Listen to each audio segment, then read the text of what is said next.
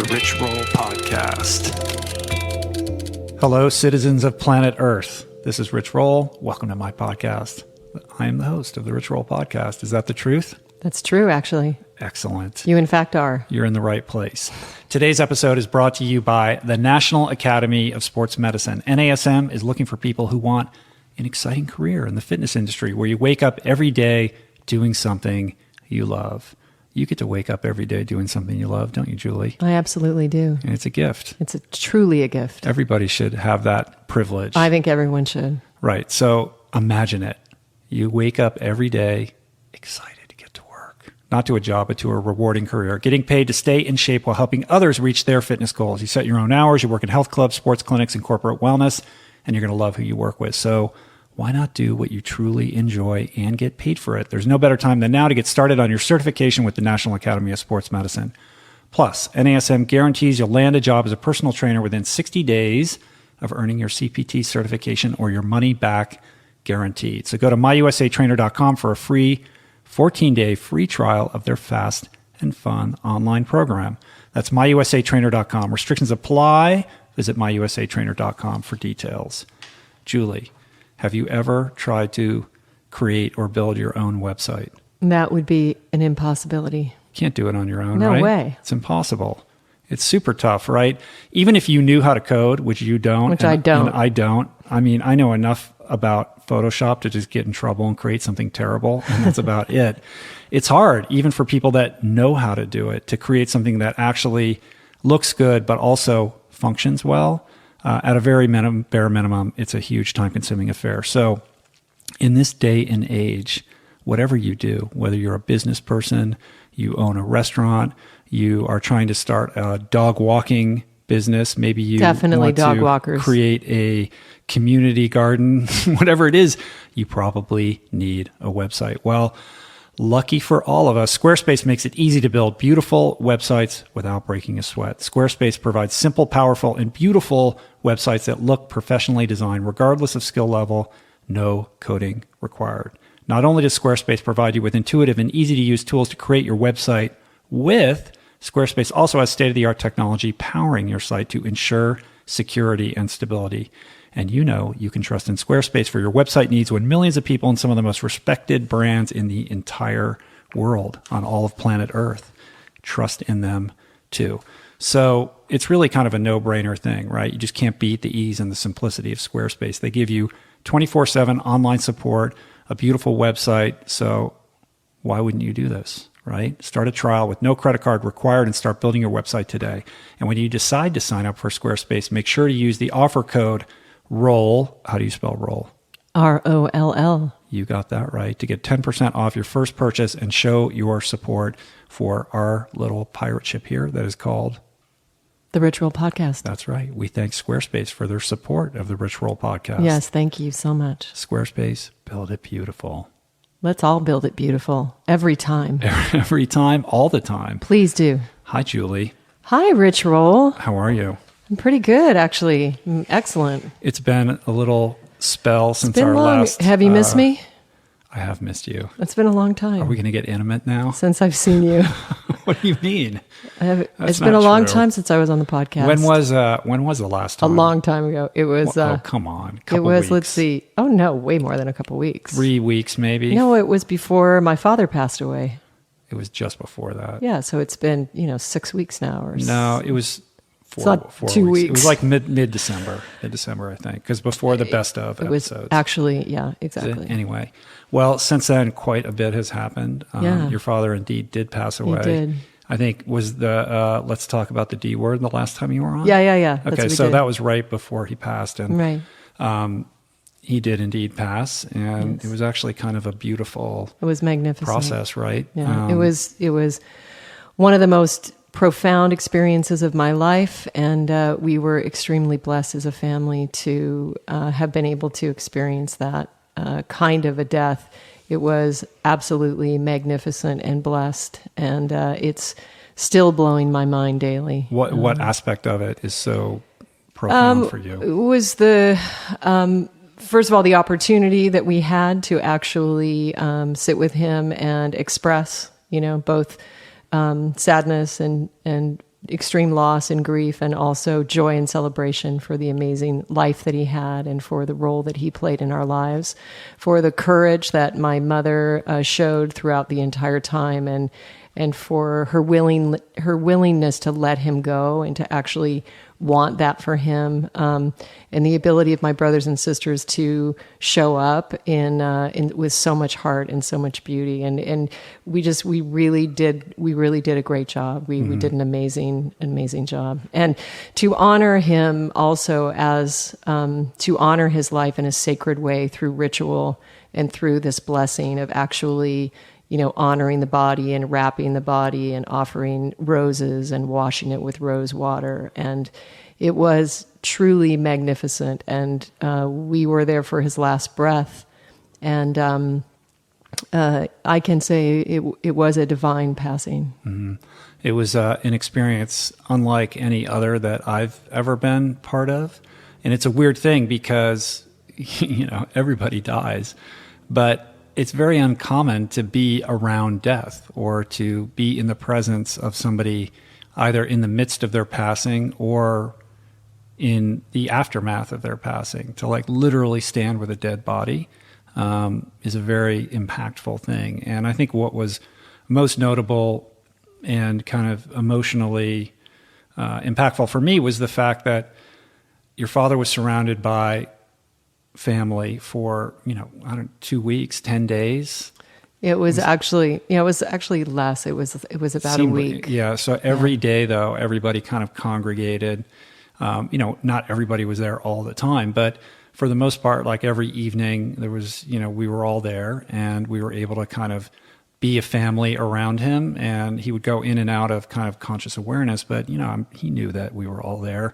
And it was just sitting around telling stories and looking at pictures with your mother and playing music and singing to him and going in and visiting him in his room and then coming back out and eating food. And it was very akin to sort of sitting Shiva in the Jewish tradition, which is what you do in the aftermath of the passing. But that was going on, prior to it, all the way up until the moment. And you were lucky enough to actually be there at the moment. I was with the girls at their play in Malibu, and right as the play commenced, I got the text that he had passed. So right after the play, we left and joined you.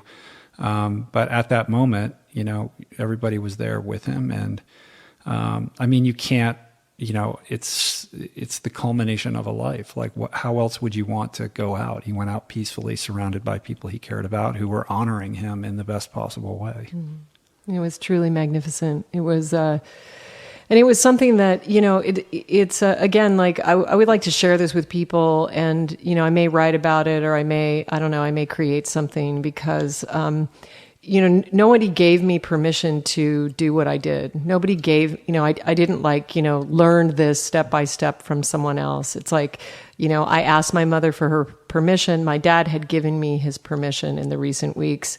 And I just did what felt loving to me and honoring to me and beautiful to me. And you don't need anybody's permission to honor a life like that. And it's very, I think, disconnected that in our culture, somebody passes or they get near the end and you try not to see them or keep people away from them, or, you don't want to look at it. It's almost like, okay, they've died, let's whisk them away, put them in a plastic bag and take them away so that we don't really have to look at it or we don't really have to visit it. And the truth is that it's a magnificent, beautiful rite of passage. It's a birth into another existence. So it was very easy and it was very loving. And, my mother thanked me and, many times, and my brothers and sisters as well, for, being able to facilitate that for them and say, okay, this is what we're going to do. And this is a ritual that we're going to do and we're going to participate in.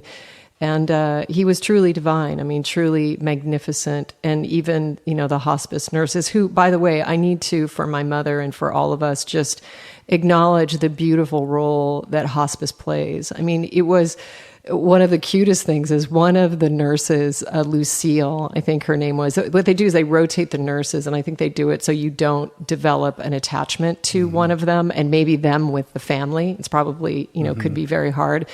But it was so cute because one of us would take turns sleeping there. And one of the times, I was trying to rest on the couch and it was the middle of the night, and she was giving her shift up and welcoming the next nurse in. And she was there bragging about my dad, like that she had known him his whole life, So I just thought it was, she was like, do you know what he did? He was still flying his airplane 2 years ago. And do you know how many kids he has? And do you know what he does for work? And it was so sweet. It was like she didn't want to leave him until the next person understood his humanity and who he really was when he wasn't sick or wasn't, dropping his body. So hospice was just incredible. And that is a magnificent service that we had. So I just want to acknowledge all the hospice community, and from my heart, thank you for the role that you play in all of our lives, because every passing is different, and it's not always easy and it's not always smooth, and quite frankly, we had a very, very easy. My dad had very, in the scheme of things, a very easy passing. So anyway, it blew my mind. I never imagined in my wildest dreams that this would ever have come to pass, especially with my father specifically. And we're in a whole different place right now. So anyway. Yeah. And you. For people that are listening that might have missed the other episode where we talked about this, I mean, your father was 92 when he passed. He lived quite a remarkable life. He was an adventurous soul, a bush pilot, a mountaineer, very much an outdoorsman. You raised you guys in Alaska and just loved the outdoors, and literally lived out his remaining 2 years, year and a half here in Just Los Angeles. Just a year and a half, yeah. Which was not his choice. No, kind of kicking and screaming. Because you had always said, this is a guy who's going to end his life by flying his bush pilot into the side of a mountain, because he's not a guy who would want to get old. But no. He did grow old gracefully, and despite the fact that, for a guy like that to be locked up in a body that doesn't work very well anymore and be in a place that he doesn't want to be, he was a pretty good sport and spirit about the thing all the way to the end. Yeah, absolutely. Well, he loved his grandkids and his kids and loved music. And we were just so blessed that he played harmonica with us at the book release party of the Plant Power Way at the Screwball. That was really, really something. That was a life event. And my dad also was he was a civil engineer, and he worked his entire lifetime. He's responsible for many of the large cultural centers in Alaska. And his last job was with a job manager of the entire construction of a massive museum in Anchorage that was designed by David Chipperfield. And it was $100 million project, and he was working on that just 4 years ago. Mm-hmm. So he had the great blessing of actually making more money at the end of his life than he ever made. And he kept trying to retire, and they just wouldn't let him. They would send a car to pick him up, or, so he was very, very respected, and, was responsible for a lot of building, a lot of design in Anchorage. Mm-hmm. Well, I have two observations on that. The first is that in part that is, that's a testament to his character, but it's also a function of the way Native culture works in Alaska, because so many of his colleagues and peers and people that he worked with were, Native Americans, and that is a culture that puts a little bit more value on and respect on the elders. And so he was somebody who was in high demand well past his expiration date in the kind of, traditional modern culture of working and retiring when you're 65. So people kept calling him to work and to work and to work, and he was like, I don't know how much longer I could do this. But it was a sign of respect to bring him into that project and help him see it all the way through to its conclusion, which is beautiful. And that museum is incredible. It's magnificent. Yeah. The second observation that I have is exploring this idea of really, being occupied in your passion all the way to the end, because as we all know, David Bowie just passed away. Mm-hmm. One of the, in my opinion, I think in a lot of people's opinion, one of the most remarkable artists of our time. And, we should all just feel blessed that we got to live at the same time as this guy. And he was everlasting font of incredible creative output. Mm-hmm. And that creative output, the sort of spigot on that faucet never got turned off. And what's super interesting is how he kind of really just orchestrated his entire passing. Like he figured out, like he knew that he was going to be, he knew he was sick. He obviously knew he was sick, but he knew he was nearing his end, and he kind of created all of this creativity to kind of be this giant crescendo to the end of his death by putting out this album. And there's the video that he put out, like all this stuff that kind of all came out right around the time of his passing. It was like he scripted the entire thing like a Broadway show. Yeah, well, first of all, I agree, wholeheartedly. And for me, when I feel into the vibration of David Bowie, even when he's alive or when he's passed from this world, it's one of complete triumph, complete victory, because he is an individual who has lived his life authentically from the very beginning, with abandon, without any hesitation in who he was, even if it was against what everybody else felt. And so here's somebody who has pushed the boundaries, who has been an extraordinary artist in many different ways, and who, also has a beautiful family and beautiful children, and just really such a full life lived in such honesty and authenticity and truth. And of course, he has never missed an opportunity in his life to express his gifts. And he chose, and he took a perspective. He chose to make his passing another creative expression, and knowing how many millions of people are going to be watching. Mm-hmm. And so he's sharing some very expanded concepts and some, very spiritually laced music and videos. And it is changing the frequency of people who watch it. It is giving them an opportunity to expand. So once again, even in his passing, he has offered us the gift of expansion through his art and his music. Yeah, he never breathed in inauthentic breath in his life. Like the idea of compromising his gift or his art to please another or to fit some kind of, marketing campaign or something like that. Like it doesn't even enter into that guy's consciousness, and the strength, to stand in that strength is something truly to behold. It really is remarkable, because the level of charisma, oozing out of that guy, right.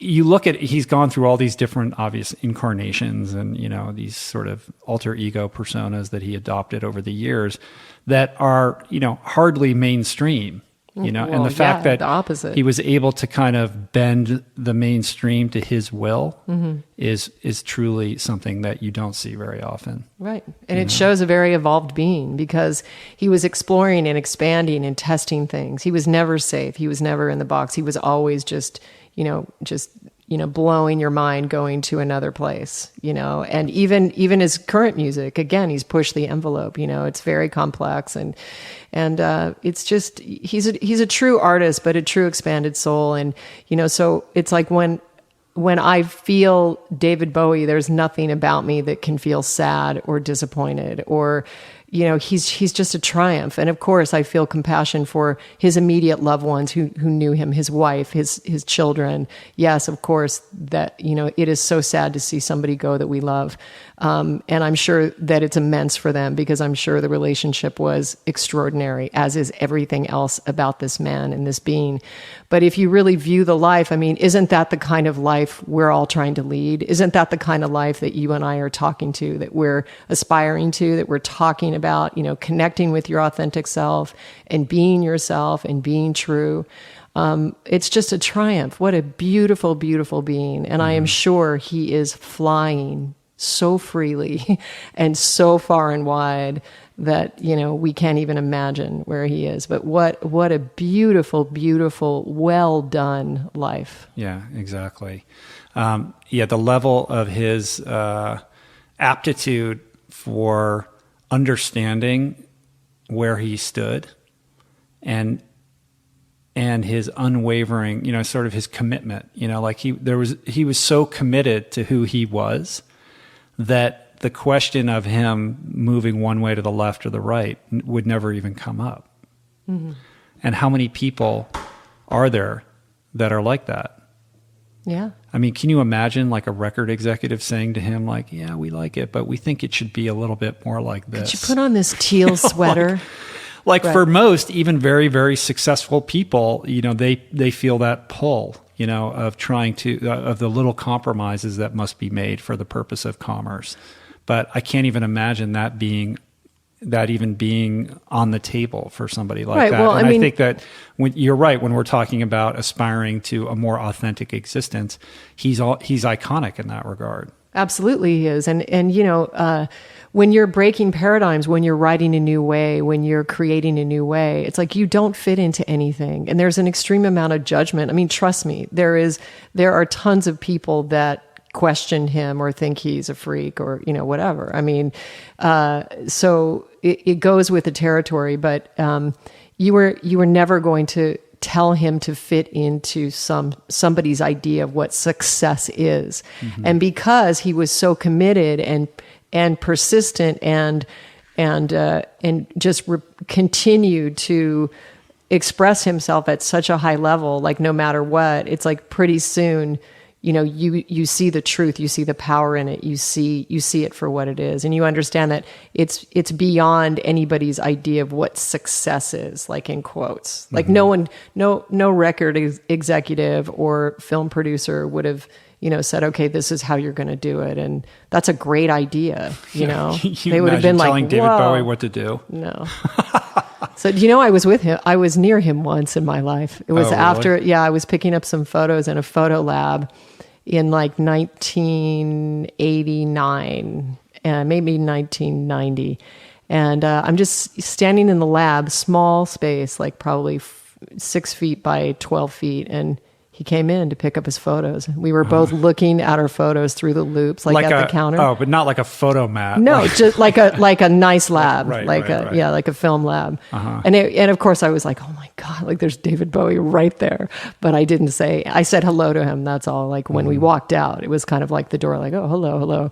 I was like, oh my freaking God, that's David Bowie. Do you feel the presence, the charisma? I feel that he gave me the creative transmission and it has changed my life since. No, I didn't really think that. Well, we were talking about this at family dinner the other night, and was it Tyler who told the story that he had overheard like Dave Grohl talking about it from the Foo Fighters, who said like the Foo Fighters played some concert, some set, and they just worked their butt off to get the crowd like into it and riled up and excited. Right. And it was like they were just working so hard to like get a reaction out of the crowd. And then when their set was done, like David Bowie, who was the headline act that night, walked out. From what I understand, I could be butchering the story, but David Bowie walks out and just kind of quietly raises his hand in the sky, and people just went bananas and like completely just lost it. Like that's the level of like strength that somebody like that can hold when they're carrying that level of like authentic, creative power. Well, it's so impressive. He just had it. I mean, every single thing about him. Single thing about him. And just the way he held his finger up was extraordinary. So how could we be more like Bowie? I don't think that's the wrong aspiration. Not like David Bowie, but to like embody the ethos, the sort of his rule book. Once again, meditation. Get my meditation program. Start meditating. Get in touch with really who you are. Who are you? Do you know who you are? I mean, or are you living someone else's life? Or are you pining for objects or experiences that someone else has that you think is going to make you happy? The answer is only inside your own heart. And it's your life. So at the end of your life, it's your life. Like you can't blame Rich if you don't figure out who you are. And you can't blame me, and you can't blame David Bowie either. So the thing is find out who you are and be that. Express it. Embrace it, honor it, and make it special, make it precious. Understand that you're an emanation of a God force, of creation, of the cosmos. You were made specifically for a specific purpose to express yourself. There's not another one of you in the entire universe. Not another one of you exists in the entire universe. Think of the specialness of that. And so if we have one purpose in life, it's to find that and be that, no matter what anybody says. And the only way to answer that question for yourself is to commit to that level of inside work, of introspection, of meditation, of mindfulness. Like that is the path and the journey. And it's been, it's the beginning of 2016, and it's that time of year where you kind of reflect on, the year that passed and look forward, and kind of vision for the future. And I've been very introspective about the journey that we've been on. It's been a long road to get to this point, and I'm so grateful to be sitting with you right now doing this. Like when I say doing this, I mean, yes, the podcast, but like everything that we're doing. Even in the last 2 weeks, so many remarkable things have happened. This thing came out yesterday on a website called Greatest. They listed their 100, most influential people in like health and fitness, right? And so for the second year in a row, I made this list, and I'm actually very high up on the list, and they have this whole algorithm about influence, about how they come up with these numbers, and the whole thing is like really silly. And I certainly, this is not why we do what we do, and none of that really matters. But at the same time, like I would be lying if I didn't admit that, like, I'm grateful and honored to be included, in that group of people. And you can say, well, this person doesn't belong or whatever. It doesn't matter. Because when I look back over the years that it took to get to this place where we have a voice in a conversation at all is kind of a remarkable thing. And it's been a long road, right? Mm-hmm. It's been well over 10 years to get to this point. And so it's always interesting to me when I get emails from people or messages from people, and they want to know, like, well, what is the smoothie? Like I got a message from somebody today who was kind of angry with me because I've never posted like the exact things that I ate every single day when I did the 7-day juice cleanse that's in Finding Ultra. Right. And this person was feeling like betrayed by this or gypped by that. And I'm like, all right, well, I could share that. It's not that big of a deal, really. But I think implicit in that, why it's so loaded, is that people think that these things are what holds the answer. Like if they just get that recipe for that smoothie, or tell me the workout that you're doing, or, what is the specific, what do you listen to when you train? Like all these little things that are details, but they're missing the big picture. They're missing the most important thing, which is what you just said, because all of that other stuff is basically, it's all good and important. It's important how you feed your body and how you move yourself physically. They're all pieces in the puzzle, but to be focused on that when you're myopic about the absolute most important puzzle piece, like the fundamental core of this whole thing, which is what you're speaking to, is to be, blind to the journey itself. Mm-hmm. Yeah, it's true. It's true. And it's the thing that, because let me just say, sorry, to finish that thought, that 10-year journey of going from where we were to where we are now is truly a function of doing that inside work and, really, investing in the meditation and the mindfulness, and most of all, the faith that was required to kind of go from that, that sort of pupae and blossom into the butterfly, so to speak, was a painful process that required, a tremendous capacity for faith and walking forward when, the world was collapsing around us and people were telling us we were crazy. Like we were not exactly being supported, in the way that we would have preferred. And it's all fine. And I look back on it with nothing but gratitude for how the whole thing kind of evolved into where it is now. But I guess the point that I'm making is that it doesn't happen overnight, and it does require a great deal of focus and hard work and commitment. And when you look at a life like David Bowie and his level of commitment to what he was doing, you can see, how that manifested in this extraordinary life. And I think that the kernel of that exists within all of us. It's a matter of whether we're willing to look at it and fertilize that seed and allow it to grow when we're being pressured all around us to do otherwise. It's true. I mean, there's a genius in each one of us, not a David Bowie genius, but a version of something that we were created, that we do specifically. Like it's that thing that you do that no one else that in the whole world can do. It can be any combination or anything on the full spectrum. It doesn't all have to be rock star. It can be it can be gardener. It can be, a mother. It can be anything. So, but I know, and it's interesting because I actually launched my own podcast, Divine Throughline, on the 22nd of December. Yes, which we were going to get into, but yeah, like it's very exciting. You finally, jumped into the podcast world. How many episodes do you have up now? I have 8. 8 already.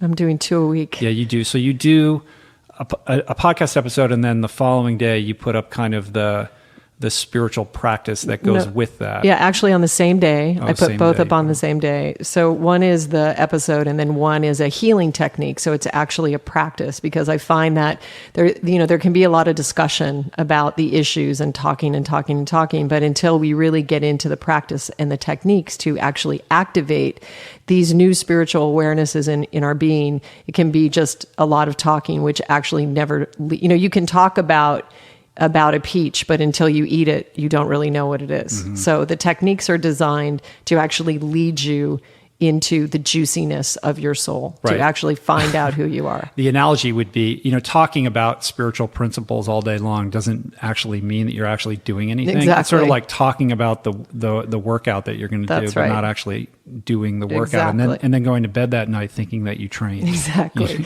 So it's very intellectualized. So it's about getting into the experiential. And so the reason that I brought out the podcast right there is because, again, it's like I've known my whole life, and I've been spiritually driven my entire life, and it is what informs everything that I do. And so to not embrace that, or not cultivate that, or not honor that, not as the second, third, fourth, 15th, 16th item, but the first item.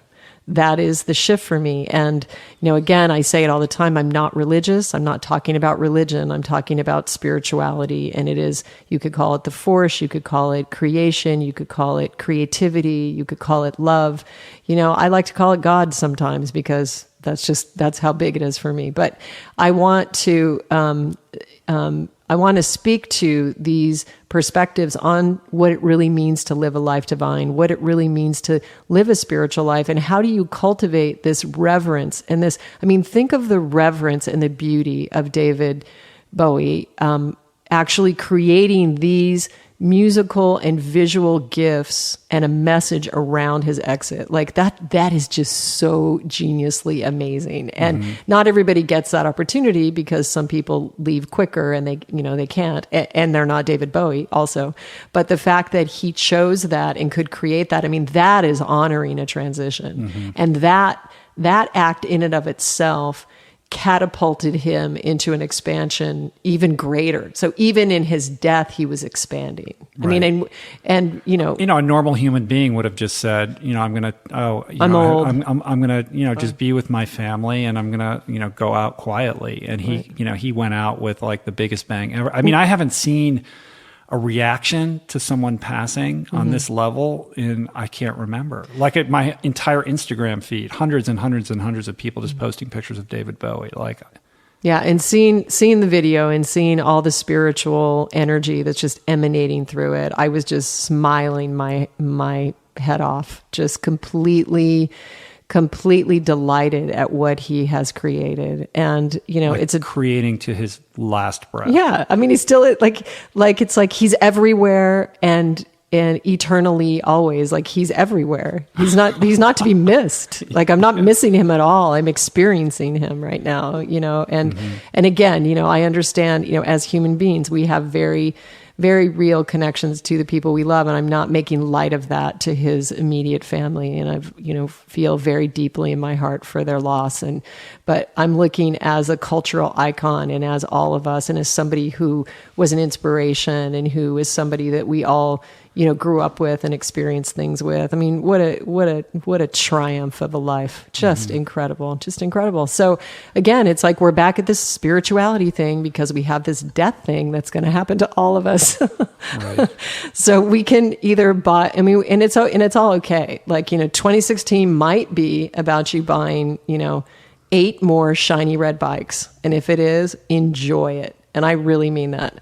But 2016 also might be about possibly looking a little deeper into creation, into nature, into our connection, into the stars, into the cosmos, into the nature of, of space, into harmony, into our own inner relationships, and in the real life, not in the Instagram life or not in the Facebook life, but in the real life. Like, how are your relationships at home, and how deeply are you connecting with the people that you're living with? Mm-hmm. How dare you compete with me by launching a podcast, though? There was a moment, like we had fun because Julie launches her podcast, and as Apple does, like they overinflate new shows so that Are you people, saying that my show is overinflated? No. That came out wrong. I don't mean that. But like when a new show comes out, Apple does a great job of like kind of boosting it a little bit so that it gets eyeballs on it, because that's great for new shows so that they can, get an audience. They can get a little traction, right? That's a very and that nice happened. gift. That happened when I launched my podcast, That's right. and I was under the impression that it was doing a lot better than I was like, oh my God, it's so high in the ranking. You don't realize until you've been doing it well. Oh, and then it kind of like settles to its level or whatever. But nonetheless, like, so yours comes out and it's like in the new and noteworthy, and then it hits like the health rankings, and you were like way above me for like 2 weeks, and you would send me texts with like a screen grab of like I was like, yeah, that's great. It's like my wife starts, who launched you as a podcast talent? You did. Here you are. I know. You so did, honey. You created me. I owe you everything. But the truth is, your show it's not like my show at all. You don't even really do interviews. It's you. The amazing thing about how you do your show is, and it's something I could never do, is you literally just sit down and close your eyes and you just start channeling whatever is going on. Like, you don't prepare anything. You're not interviewing anyone. And for me, the absolute hardest part of doing this whole podcast, like, I can sit across from someone like yourself and just, shoot the shit forever. Mm-hmm. But when I'm in my office alone and I have to do the intros, I get all up in my head and I can't it's a weird, like seizure that happens where it just and it comes off sounding weird. It doesn't sound natural. And then I'll re-record it, and it just becomes this whole thing. Like, so the idea for me that I would do a podcast where it's just me talking into the microphone, that sounds like a nightmare. Like, I don't think I could do that. And that's your gift. You're able to just sit there and do it. And then have Brad, who, is our friend and your engineer, and you guys play music together at the culmination of the podcast and all of that. He's kind of there as a quiet sounding board for you. But for him to just sit there and kind of watch you do that, and his eyes just kind of go wide, because he's like, how did you come up with all that stuff? And then he's transformed as a result of that experience.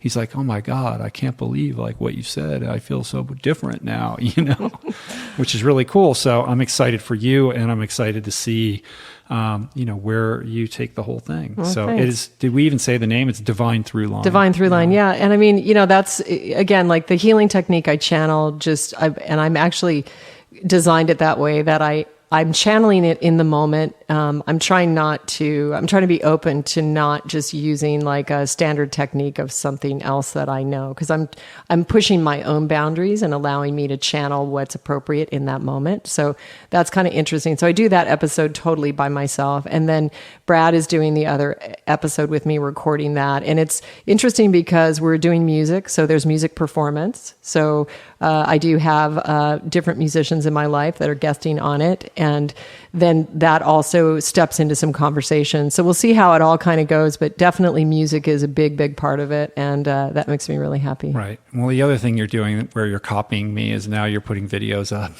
Yeah, well, I started a YouTube channel. Well, actually, Jai has been telling me, our 8-year-old, she's like, Mom, what are you doing? Like, why don't you do videos? You're so not with it. And then when we started to do music, suddenly it was again, like just in the moment, like it wasn't planned. The same way Divine Throughline happened, I wasn't planning it. It was just like in the moment, okay, let's record this. It was kind of the same thing. It was like, hey, let's make it a video, and Leia will shoot it. If you're going to do that, and since your episodes are so much shorter, you should just shoot the whole thing and Maybe put the whole should. podcast up on YouTube as well. That's what you should be doing. Okay. Will you be my podcast development advisor? I think you already are. I just did. I just did. Yeah, but now I'm done. Okay. Oh, you're not helping me anymore. No, I just fly in and I give you like a piece of advice like that, and then you leave. And then I leave. So the big question is are you ever going to come on my show? This is the first that you've asked me. I didn't think that you had guests. Well, I mean, you would be special. What would we do that's different than what we're doing right now? I don't know. Maybe nothing. Just sit there quietly Just and meditate. I could actually film you meditating, which would be extraordinary, and I could put that up on YouTube, which would be something. That would be. I'm making a YouTube video about meditation right now. I know, which is also hilarious. So I know. So it is. Well, I think I'm going to title it like "I Suck at Meditation." That's better. That's good. But here's the thing. No, like, so I've made this decision that in 2016, it's going to be about video for me. And that doesn't mean I'm losing interest in the podcast. If anything, it's the opposite. But I just see an amazing kind of opportunity in video. And it's something that I've never really invested in or explored. And it kind of started because in our travels, kind of promoting the Plant Power Way and all these talks that we were giving, people would come up at the book signings and say, oh, I came here to see you because I watched all your videos and I just had to, come and hear you talk. And I'm like, what videos? I've had a podcast. I've had a YouTube channel since I think like 2008, 2007 maybe. And there's videos up there, but I haven't put any videos up there in ages and ages and ages. So it's just never something that I've paid attention to or put any time or thought or intention behind. But it happened so many times that I thought, this is silly. Like, it's such a powerful medium. Like, YouTube is, I think it's the second or third most visited website on the entire internet.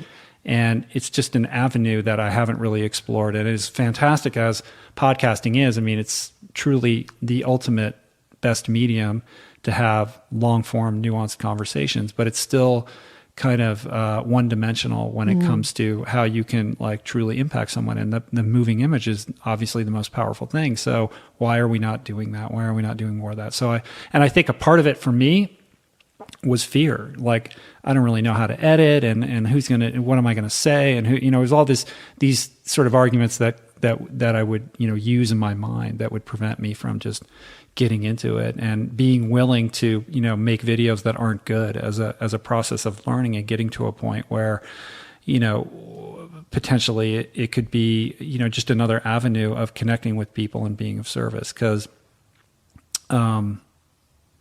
what was I going to say? Well, I think you're what I just want to say, I think it's very dharmically in alignment for you. I mean, meaning to say, I think that you're suited for it. I think you're supposed to do it. And, you and I made a movie together called Down Dog, which is really amazing. You directed that. You were a great director. And I think you have an aesthetic. You have a great aesthetic, and you can see it in your photographs. I'm sure your listeners are all agreeing with me right now. Your photographs are insane. They're amazing, and you're a huge fan of Casey Neistat. Mm-hmm. I mean, there's a reason for that. There's a little shadow artistry there. Yeah, it's a little too much of I need to step outside of that. But no, it's true. But he's been very influential on me, and he's also been incredibly encouraging and supportive.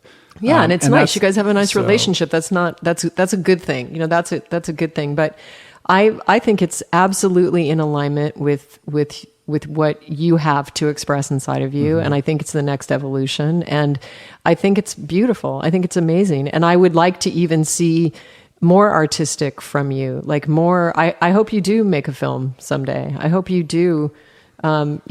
Take that, because I've always said, like, when I was painting and when I was being an artist, I mean, like in photography or also in painting and sculpting, I knew that if you started painting or sculpting that you were going to be really good. I've always felt that about you. I don't know if I could paint or sculpt. I think you could. I feel pretty confident behind a camera, and I'm excited to see where this is going to lead. But I've made this commitment, and I've made the commitment public that I'm going to put out a YouTube video every week. Right. And that scares me. What'd you make this week? Well, I've done a podcast every single day. I made mine. I made mine yesterday. Yeah. You're ahead of me. Like, why are you copying me here? Leave me alone. And then I'm doing a podcast with Mishka tomorrow. This will be 4 podcasts in a row. Yeah. So then the next day, I think I'm going to set aside just for production. And I'm going to make a video and then, complete it over the weekend. I'm not sure what it is yet. And I've got to figure out like how I'm going to do this going forward. But the most recent video that I put up is my video about traveling to Beirut and running the marathon there, why I went to run the marathon there, and then what happened in the wake of that. It was very cool. And it's a really cool, I'm really proud of that video. And I didn't do the editing on this one. I'm still teaching myself how to edit. Michael Lubin did a great job editing it, and thank you, Michael. So that's up right now. So for people that are listening and have never been to my YouTube channel, it's just youtube.com/Rich Roll. Subscribe, please. And mine is Ananda Srimati. Is it? If a different I only name have for two. every I one of only these have things, so, two videos right. up. So I'll let you know. It's videos. Ananda Srimati. That's my. Well, I'll link YouTube. to it in the show notes of this episode. But That's funny. But yeah, so I'm excited about really developing YouTube as an additional platform. And the only way that that impacts the podcast is that we're not going to be doing a second episode every single week. When I was doing 2 every week, it really did become a full-time occupation. There's very little time or room to do anything else.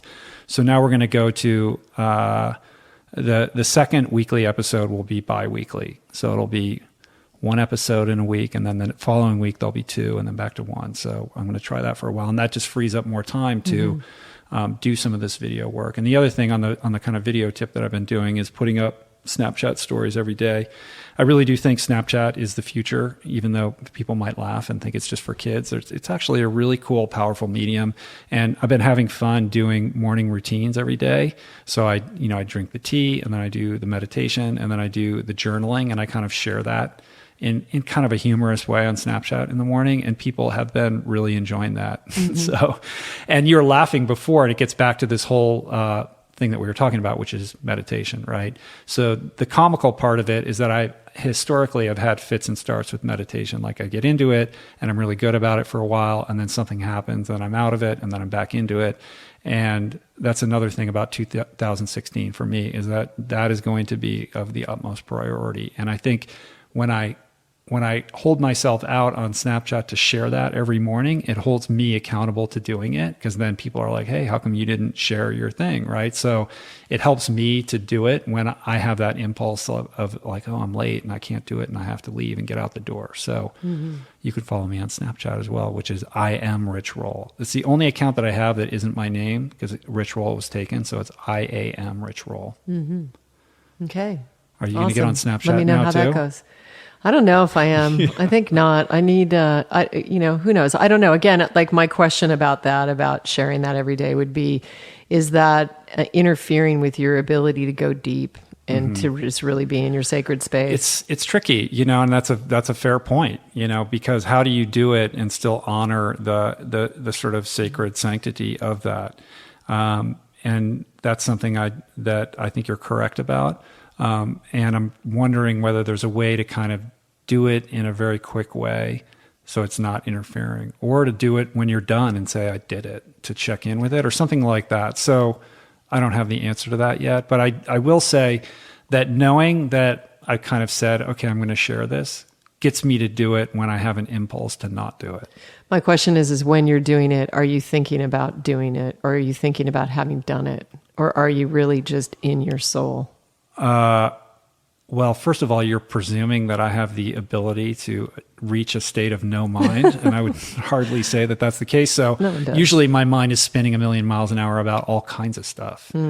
That might be one or two of the things really, that are. But if I could be your counsel, this like you're my podcast counsel. If I could be your counsel on meditation, I would say that's why you should be doing my humming meditation, so that you can drop into a moment of stillness. Because right now, when you're sitting, if I do that, then I can Snapchat too, because it'll take care of removing the thoughts from my mind. You might, but you will find a visceral reaction, because the main part of the meditation is this humming. And you're humming, it's an active meditation, so it's basically clearing all the residue from your being. And if you're lucky, you'll get a moment of where you drop in. And that's what is really amazing. I'm cool with it, and I love doing that meditation. I get self-conscious if anyone else is around, though. I feel like I need to be in a room with the door shut and nobody else around. You can do it in your car. You can do it, anywhere. You need to pull over. So when I wake up in the morning, I just go into my car and sit in the car and do it. Yeah, and then come back into the house. Right. Or you could just do it here. You have this one space. It is kind of funny in our house. And this is we also have Rich 9 people. There's people coming in and out of the room all the time. Like in the morning meditation, like it's constantly getting interrupted. But mostly it's you and me in the morning that are crossing It crossing depends on what time paths it a is. little Yeah, bit. when it's super depending. early, it is. But Yeah. So, I mean, it's interesting because now it's like, are you meditating here? No, I'm meditating here. I'm like, you have a meditation room upstairs. Go upstairs. What are you doing here? But sometimes Leave. I do. Sometimes I do. Like you're I do being a hog. I do open eye meditation, and I need to see the I sunrise. know. For I got that. mad the other morning. I was like, oh, you took the teapot and you're going to sit in here when you have your own room upstairs that I'm not allowed to go into. And then I tell Rich, just because you started meditating a week ago, don't think that you have domain over the house. Fair. Oh, and because you're such a spiritual person, you get to do what you want without repercussion. That doesn't work either. No. So we have to work that out, obviously. Yeah. Well, that gets into our expansion plan. Tyler's girlfriend Leah lives with us as well right now. How many people do we have living at the house? 9, 10? We have 10 people here. We finally are, creating this communal living situation. Julie could not be happier. She's thrilled that we have all these people here. And we really are functioning in this kind of sort of socialist structure. It's like a work camp in a good way. Like everybody's got jobs and we're finally moving forward on creating the garden, and Tyler and Leah are going to move down the hill into a teepee that they're going to erect. And we're looking into getting storage containers to convert into live workspaces. And we have Andrew here he's become like property manager, helping us out with all kinds of house related stuff. And Leah, with her expertise in sustainability and composting and gardening, has really, kicked us off into the new year with a lot of energy and excitement about, how we can better utilize this, beautiful piece of property that we have. Yeah, and it's been a long dream of mine, something that I've been trying to sort of get going for a long time. And I thought I was going to do it around homeschooling, and I had called together groups of people at 2 different times and, made a huge heartfelt plea and failed both times. So I kind of let it go. And then when I wasn't looking, suddenly it just sort of set up around me, but our immediate family. But put a pin in that for a minute, because that's kind of a powerful thing that you just said, because in the prior incarnations, it was very much chasing. Like there was a lot of energy put into trying to make something happen and being very attached to an outcome. And having that not really work out, the way that you wanted it to.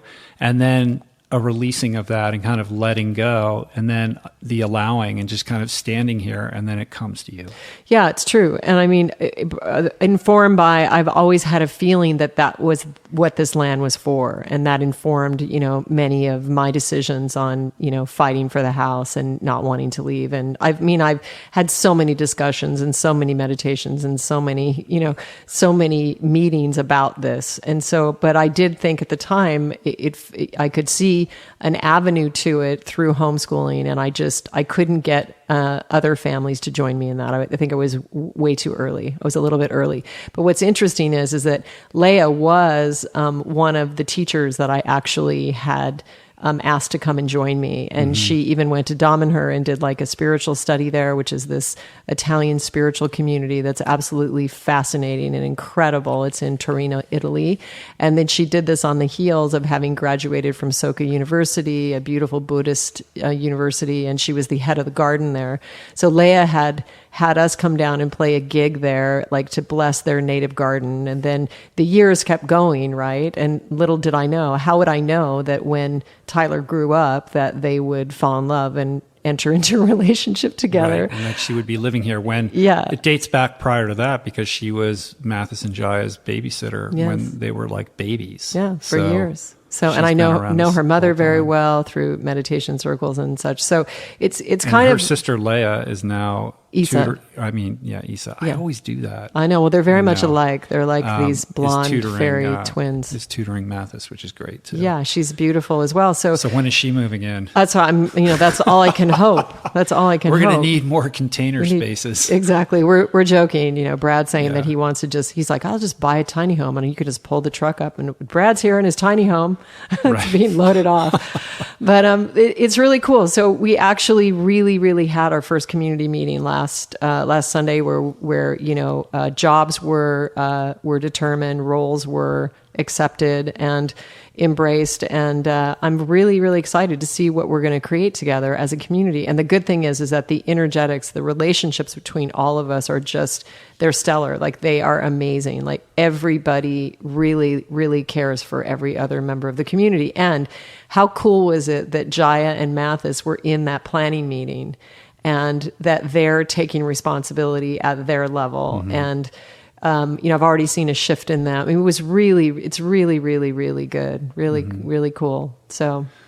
Yeah, well, I think that's a result of them feeling empowered, like when they're invited in and taken seriously as a legitimate member of, what we're doing here, then they feel like, oh, that's like an esteem boosting thing, and they want to take ownership of that, and then they feel good with their role or their task, mm-hmm. which is cool. It was really, really great. And so, so that's going to be a whole journey, and we're looking forward to, the twists and turns and Kumbaya, man. We'll More see what kumbaya. happens, It's going to be great. I mean, that could be the subject of some pretty cool YouTube videos as we hope so. As this thing evolves, like kind of sharing what we're trying to do here, which is exciting and interesting and, different. And we don't know, we don't have the answers or how it's going to go or anything like that, but it's going to be cool to see how it evolves and takes shape. We all have a really good feeling about it. Everybody's very inspired and very committed, and we are blessed to have so many amazing community members and family members around us. And then what else is going on, Rich? That's it. We got to wrap it up here in a minute because I got to go. We're going to talk about the relationship course a little bit. Oh, we should. Right. So Julie and I are getting ready to record another online course for Mind, Body, Green, and this one's going to be all about relationships, which is kind of funny. It's kind of good. Why is it funny? Well, it's funny because it marks an evolution in kind of what we're doing, like from Rich is the triathlete, and then Rich is like the vegan guy, and then it's like then it's the cookbook, and it's about the food, and like when did it become about relationships? It's like, but there's a lot of, I think it's a result of the podcast and the work that we're doing together. People are really responding to the relationship aspect of how we function. We're not only in our marriage, but as business partners, and how we're raising our kids, and how we try to keep our relationship healthy, and how we navigate conflict and all of that. For whatever reason, people we get tons of emails like, how do you do this? How do you do that? And it's weird because my initial thought was like, well, I'm not a therapist. Like, what do I know? You know what I mean? But the truth of the matter is that we've been married for how long? I don't know. 16 years. Is it good that we don't know this, or is it I think bad? It's good. 16 years. We've been together like 17, 18 years, right? And we both come from, a series of relationships, both good and bad. You've been married a couple times before. You've been in a good marriage. You've been in a not so good marriage. And I've been in a not so good semi-marriage. I don't think you could call that a marriage, but a relationship. Quasi-marriage. And, and going through recovery. Like, we have a lot of history. We have a lot of experience. Like we've gone through, we have a lot of experience. There's been a lot of bumps in the road. Been financially collapsed. Right. We were able to survive that, come out the other side, not broken, but stronger. And so I think that for me, it's like getting to that place of being able to own like, I actually do have something to say about this that I think can be helpful to other people. So Julie and I have been working really hard to kind of piece this course together and figure out how to structure it and create something that I think will be helpful to people. So I think it will be. It's going to be good. We're shooting that in like 2 weeks, and they turn those things around pretty fast. Yeah, it should that'll be available up pretty soon. At Mind, Body, Green this spring at some point. And so. Our intention is to really film it, much like the podcast. So,